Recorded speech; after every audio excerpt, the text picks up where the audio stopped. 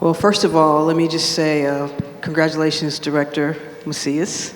Moki has been on my program a number of times, and she will tell you that I don't just let anybody on the show. I ask a lot of questions beforehand because it's important. People will say, well, Rose, as journalists, you all are not supposed to be advocates. And then I push back a little bit because I'm supposed to be an advocate for truth, right? Right? And I'm supposed to be an advocate for holding folks accountable. So to that regard, I say if that makes me an advocate, so be it. But I know the work that Pat does, and it's important, because I get emails and correspondence from people who say, I didn't know that. And when I get a correspondence like that, that lets me know that there's still work to be done. So congratulations, Pat.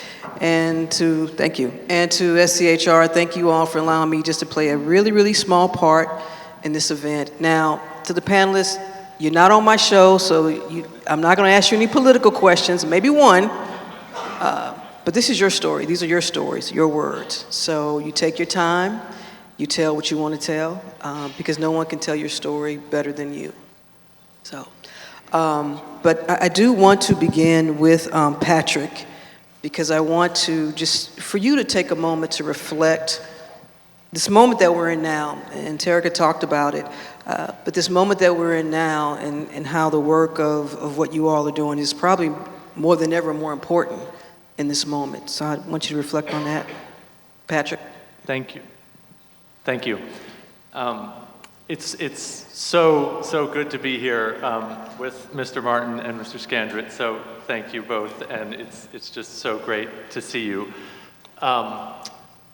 When I think about this moment now, especially sitting next to Mr. Scandrett and Mr. Martin, what I think of is when we have the privilege to go meet with clients in Georgia state prisons. And when you go into the prison, you walk in and you get searched and you go through the scanner, and then you get back into the secure area.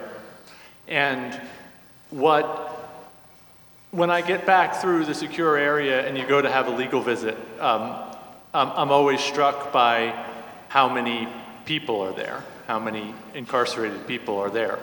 There are so many people with families and friends and stories and hopes for the future. And that's just one part of one prison, and you can't even see the rest of the prison, and it's one prison out of 35 prisons in Georgia, and there are almost 50,000 people who are in state prisons in Georgia, and that doesn't even count the jails and the federal prisons and other people under correctional control. And many of the people are serving sentences for a small amount of drugs, or they're serving sentences for a robbery that happened 20 or 25 years ago, or they're in an extreme, medical, have extreme health issues. And what I think this moment, what we see so much of is this dehumanization of people who are incarcerated, of so many people who are incarcerated. And when we hear just the language that's being used to describe people, it's so dehumanizing. And I think at this moment, it's just so important to push back against that dehumanization and to really try to make sure that everyone can see the very real people that we're talking about. Thank you for that. Atiya, what do you want to add? Thank you. I'll just add very quickly that times like these can make you lose hope and think that it's just not possible to achieve transformative things. But you just spend a minute or two with Mr. Scandrett or Mr. Martin, and you throw all that out the window. These two individuals in particular, they fought for decades for their freedom. And after being shot down by from court to court to court, they kept fighting, and their families kept fighting. And even as we were representing them, it felt at some points like, what are we going to do? How are we going to get them free, but you just look at them and you speak with them, and the hope and the determination is infectious. And so there's just so much to learn from these two, and there's so many people who are like them because they teach you how to dream. Thank you so much for that. And we're going to, thank you.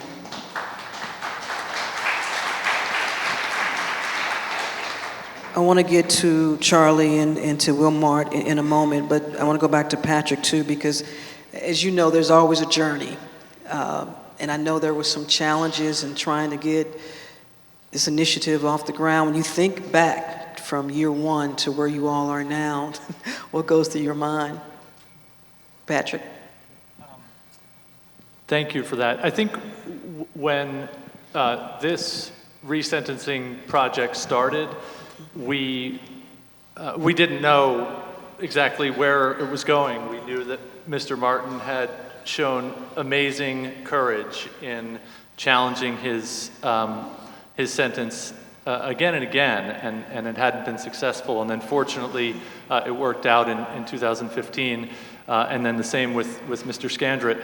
But one of the challenges that kept coming up was that each time we would work on a case and there would be a resentencing, we would learn about more people in similar circumstances, and just so many people serving excessive sentences. And that's been a constant challenge of, I think one of the biggest challenges of this project has been that there are just so many people serving excessive sentences. Atia, in terms of process and approach, what's changed from those early years until now? Or is it still the same approach that you all have? No, and I think that's what makes the Southern Center such an incredible place to work and to serve, and it's precisely because we try to adapt, right? We started off this project working with people like Mr. Martin and Mr. Scandrett, who were serving extreme sentences for minor drug offenses. I mean, to this day, I'm still shocked at how easy it is to be sentenced to die in Georgia prisons for the most minor drug offenses, and I think that their cases bear that out. But with time, we realized that obviously there weren't just people with drug convictions in Georgia's prisons. We are one of the leaders in the world in our incarceration rates. So it's not just drugs, it's other offenses. And I remember reading a study somewhere that said that even if every person who had a drug conviction was released from prison tomorrow, the US would not only still be the global leader in incarceration, but our rate would still be quadruple that of the next country. Oh, wow. And so we knew that there was work to be done for people convicted of other offenses, right? Extreme sentences are not just reserved for people with drug convictions. And so over the years, we've expanded it into other types of offenses. As Patrick was saying, we've expanded into other states in the Deep South. And so our work is truly across the region. It is not narrowed or confined to certain types of offenses. And so those are the ways in which the program has grown. Let me stay with you for a moment, because we always talk about mindset and perception in my work, and how people's perception and mindset about an issue or someone's quality of life is usually molded by some type of external, usually negative thought process. How have you all worked to try to change people's mindset about those who are not just incarcerated, but formerly incarcerated as well, in terms of the work that you all do? Because I think a big part of why people have issues is that they just have the wrong mindset. And so I'm curious how you all work through that. I think a big part of it is, as Terica described in talking about Mr. Horton, it's so easy to be reductionist in the ways that we approach this work and the way that we talk about people. But we know that Mr. Martin was a grandfather. He is a grandfather before we met him. And Mr. Scandrett is a talented businessman and runs his own business. And if we talk about the whole person and not reduce people down to a particular offense, I think that we are serving our overall mission of trying to bring dignity to this system. And we never lose sight of the fact that this is a tremendously racist application of the laws, right?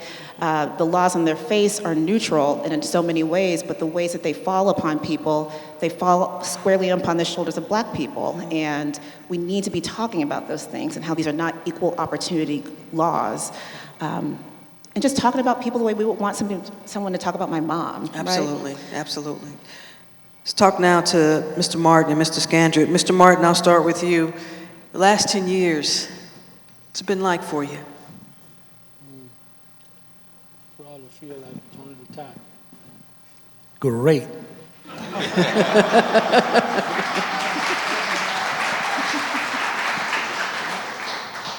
How important has your family been in this process also, in terms of not only bringing attention to your plight, but making sure that people heard your story?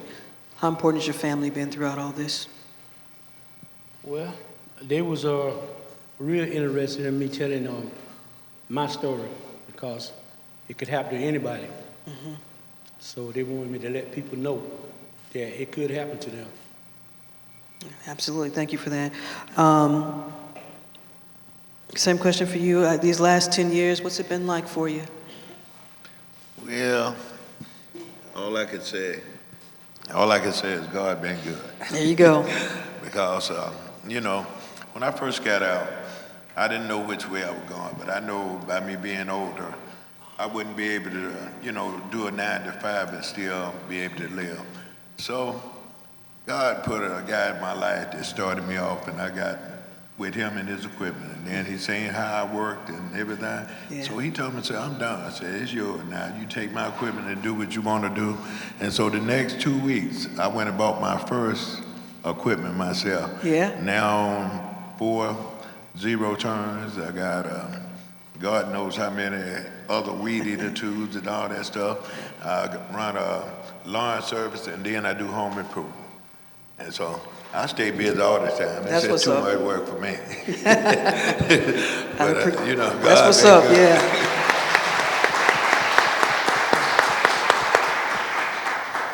What does joy mean to you now as opposed to maybe 10 years ago when you thought about joy?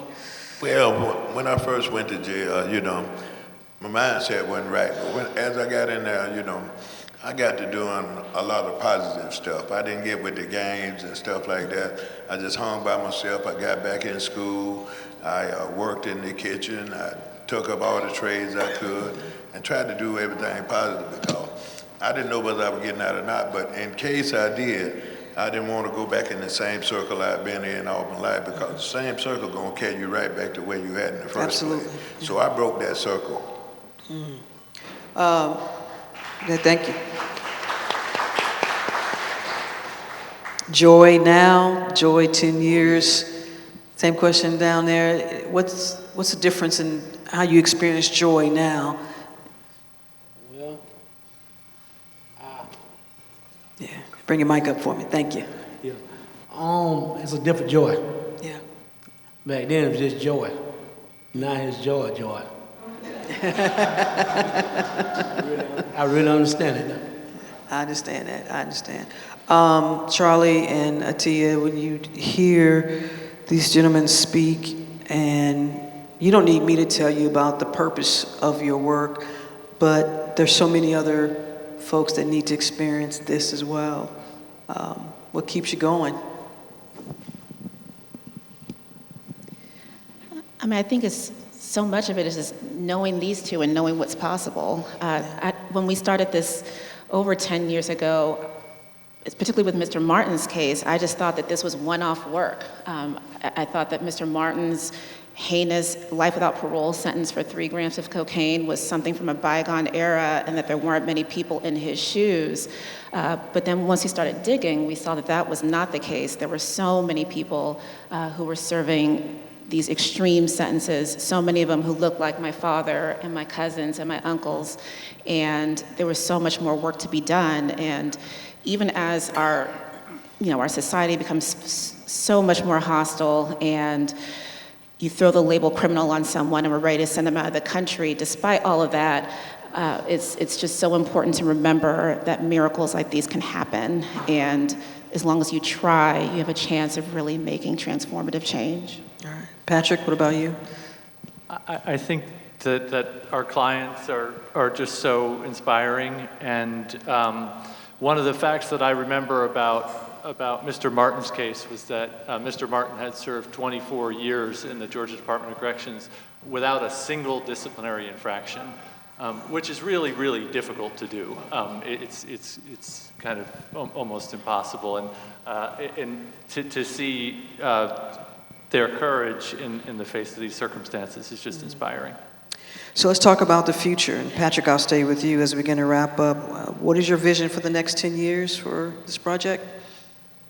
I hope that it can continue to grow and expand, and that we can have more partners join the effort.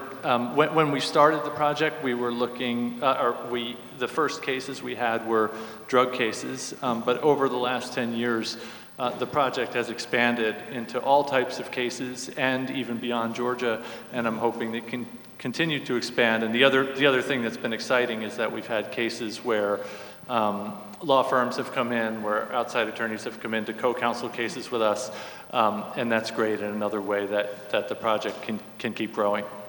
Atia, what about you in the next 10 years?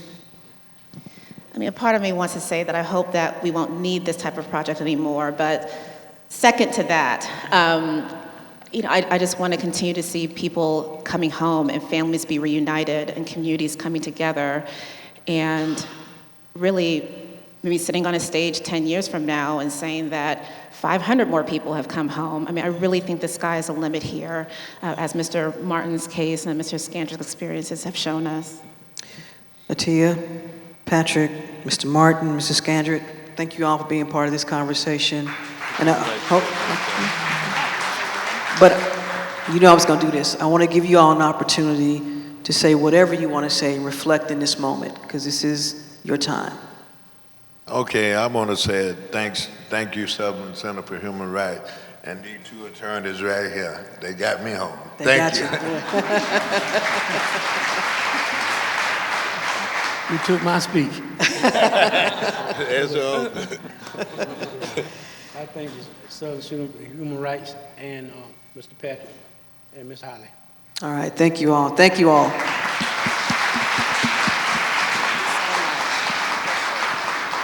Oh, you do?